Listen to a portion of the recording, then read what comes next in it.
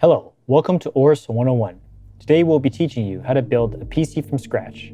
The first thing you'll need is a large enough workspace. You'll need plenty of tools and components when building a PC, so a spacious, wide table will make it easier for being organized. If you want bonus points, having an anti-static mat on the table will be helpful as well. You will need several tools. Screwdrivers are essential to the PC building process. To make sure you won't screw up, a long-handled magnetic screwdriver will help you access difficult-to-reach spaces within the case, while also preventing screws from falling inside. You need one standard Phillips screwdriver and a small one. You may also find a pair of needle-nose pliers useful. Another thing you need to keep in mind is PC components are very vulnerable to static electricity. Make sure you have worn an anti-static strap on your wrist before touching any parts.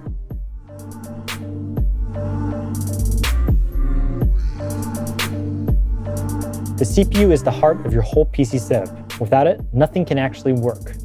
The mainstream CPU choices on the market right now are either Intel or AMD processors, and they use different motherboards. So remember to purchase the right motherboard for your CPU. Let's start with the Intel CPU. To install it, first take out your motherboard with care. Each motherboard has a socket for your CPU to be installed. There's a protective cover for your socket, so don't rush to remove it. Push the lever down to open the load plate and you'll see the CPU socket. There are many pins on the socket and you can check if those pins are bent or damaged before putting your CPU in. Then, carefully hold the CPU with your thumb and index finger, and now it's time to install it. For Intel CPUs, there are notches on the CPU and you can easily align those notches with those on the socket without extra pressure. Once the CPU is placed down, close the load plate down and push the lever to keep your CPU in place. You will need a little extra strength to push the lever. The protective cover will come off automatically. Don't throw away the protective cover. You will need this if you send the motherboard in for repair. As for AMD CPUs, first lift up the lever. Second, hold the AMD CPU with extra care. You don't want to bend the pins on the back of the CPU. The AMD CPU has a golden triangle mark on it, and the way to install it is to align it with the triangle on the socket. Gently lower the CPU straight down into the socket. Finally, push down the lever. Now the heart of your PC is perfectly installed. Good job!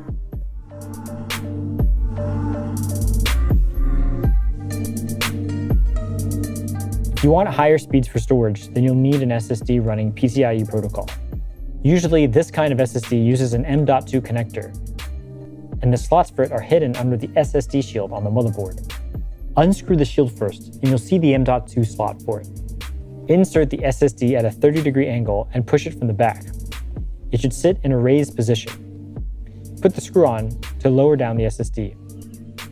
Remove the protective film on the heatsink to give your SSD better cooling. Then, screw the shield on the motherboard. One thing to be noted is, while there may be more than one M.2 slot available on your motherboard, we recommend installing the SSD in the M.2 slot closest to the CPU. That way it won't be influenced by the heat generated by your graphics card.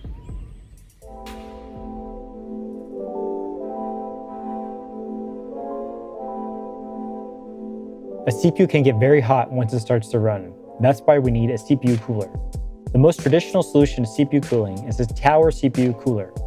If you are using a custom third-party rather than a stock cooler, you should carefully follow the manufacturer's installation guide. Generally, the first thing you need to do is install the backplate to secure the cooler in place. Check if your cooler comes with a pre-applied thermal paste. If so, you don't need to put any extra thermal paste on the CPU. If it doesn't, apply the thermal paste to the top lid, and the amount can't be too much or too less. We recommend applying a drop of thermal paste on the center of the CPU. Third, the common mistake is installing the cooler with a sticker. So remember to remove the Remove Me sticker on the CPU cooler. To put the cooler in the correct direction, you might want to first read the manual. If you want to do it on your own, just make sure the airflow is coherent to that of the case. Once you are certain of the direction, put the screw on and connect the fan connector to the motherboard. And you're good to go.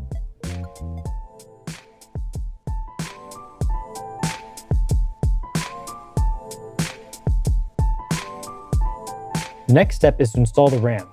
First, open the clips on the end of each RAM slot and then align the notch on the RAM module with the ridge on the slot. After that, press the RAM down with both your thumbs until you hear a click sound. That means you've installed the RAM successfully. If you only have 2 memory sticks and want to activate the dual channel configuration, remember to read the manual of your motherboard and check which slot should be used. Generally, 2 and 4 sets can activate dual channel configuration. Sometimes there will also be instructions printed on the motherboard that will tell you which slots should be used.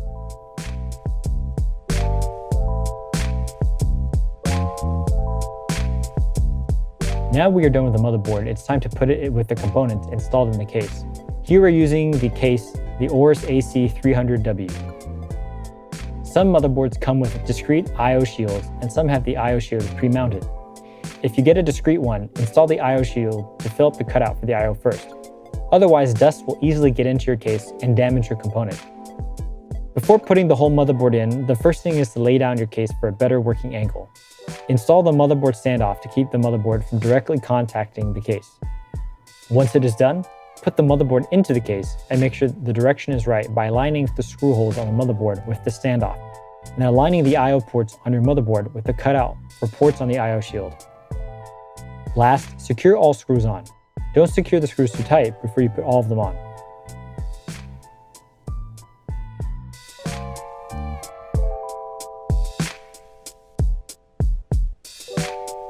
Despite using an M.2 SSD for system storage, if you need more storage for your games or other files, you can still expand your system storage by adding more SATA drives. Remove the hard drive mounting bracket on the back of the chassis and secure your SATA drive on it. Once the hard drive is put in place, remount the bracket to the chassis. Then, choose the shortest path, connect the drives to the motherboard with SATA cables. The SATA ports are on the right side of the motherboard. Each port has a number printed on the motherboard, or you can read your manual to check the number. Make sure you connect them by following the order from 0 to 6.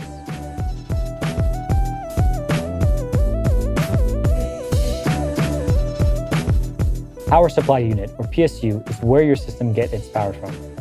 We recommend you to use a modular PSU because it's easier to mount. Also, your PSU should supply at least 50 to 100 watts, more than your system needs. The PSU comes with many cables, but normally you don't need all of them. Therefore, it's important to know what components you'll use beforehand to determine what cables you'll need. It is recommended to use cables that come with your PSU that you purchase. Don't combine it with other cables, as it may damage your PC. Normally, you'll need a 24-pin power cable to supply electricity for the motherboard, 2 8-pin power cables for the CPU, and if you have a dedicated graphics card, prepare another dual 8-pin cable for it.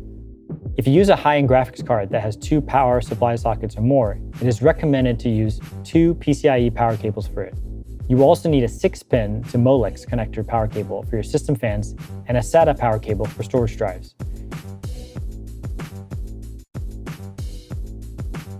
Notice some cables have adjustable connectors to fit more sockets, so remember to insert the adjustable end to the sockets on your motherboard or components instead of those on the PSU. After all those cables are connected to the PSU, secure the PSU on the case. One easy way to install the PSU is by aligning the screw holes on it without those on the case. If you are not sure whether you got the direction right, remember to keep the fan at the bottom. Connect the 24 pins power to the right side of the motherboard. Connect the 8-pin power to the upper left side of the motherboard, and connect the system fans to your motherboard. Connect the Molex connector to your system fans. Finally, connect the SATA cable to the storage drive.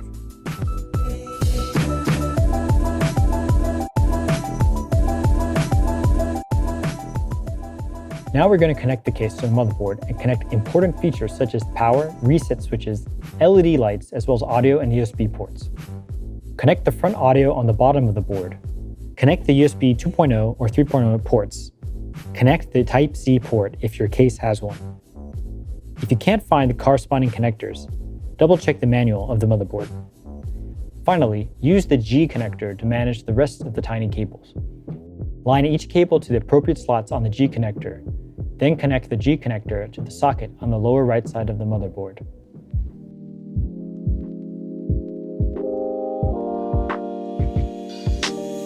The last thing to be installed into the chassis is the graphics card. It's recommended that you insert the graphics card in the PCIe x16 slot, which is the closest to the CPU. To install the graphics card, make sure that the motherboard is still powered off, then remove the corresponding I/O plates. Generally, you need to remove 2 slots of I/O plates. Carefully insert the card into the relevant PCIe slot. The graphics card should just fit on the motherboard if you install it correctly. Make sure the graphics card is secure, but try not to over-tighten the screw. Finally, connect the PCIe dual 8-pin connector to your graphics card.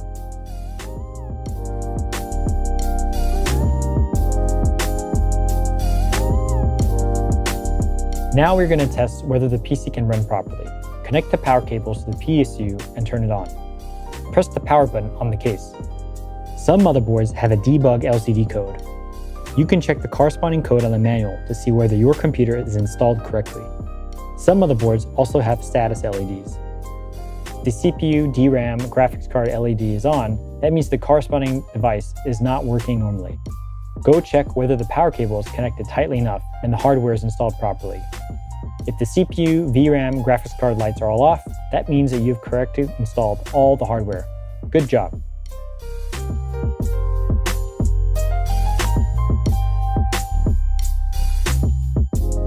The most difficult and important step is cable management. Bad cable management can cause lots of problems, ranging from disrupting airflow within the case to hurting your hardware. Before you organize the cables, remember to disconnect the power. Good cable management is keeping the inside of the PC as tidy as possible. First, hide long cables to the back of the case. You should pull the cables gently or the connectors might get loose. Use zip ties to fix the cables to the case, and the rest of the cables will go down to the bottom of the case. You can remove the hard drive tray if necessary. Check if all the cables are connected stably and put the backplate on.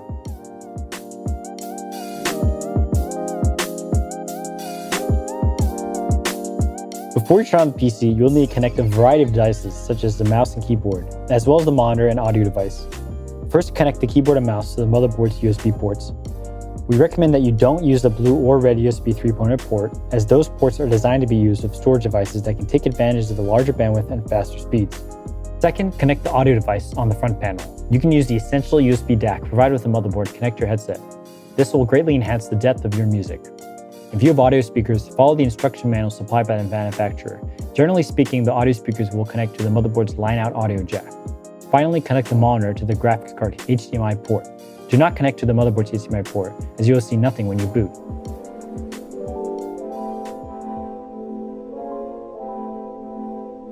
After installing all of the hardware, it's time to install the operating system. Here we need a bootable USB drive, which you can easily make by following one of the instructions on the Microsoft website. Insert the USB drive to the USB 3.0 port and boot the PC. Your PC will detect the USB drive with the OS and start installing the operating system. If your PC doesn't start automatically installing the OS, on AORUS motherboards, you can enter the BIOS setting by pressing Delete or F2 or F12 key on your keyboard immediately after you turn on your PC. Change the boot device priority to the USB drive with the OS, then press F10 to save your settings and exit the BIOS. If you follow the previous step, you will see the installation interface on your screen. Just follow the steps and wait patiently for your system to be installed. We recommend installing your operating system on the SSD, as this will not only reduce the installation time, but also speed up your boot time considerably. After installing the OS, make sure you have already connected to the internet and go to the service.aorus.com website to install the latest drivers according to which hardware you have. You can also start downloading games simultaneously. Now, there's only one thing left to do.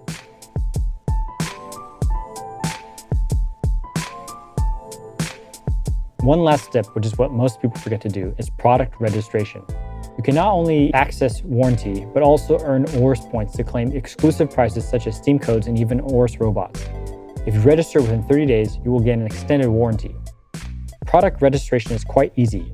First, go to the AORUS official website and sign up to become an AORUS member. Select My Product and click Register Your Product. Key in the serial number and check number, which you can find on both the packaging and products that you bought. Upload a distinct invoice when you are done. Now that we've done the last step, our PC build is finally done.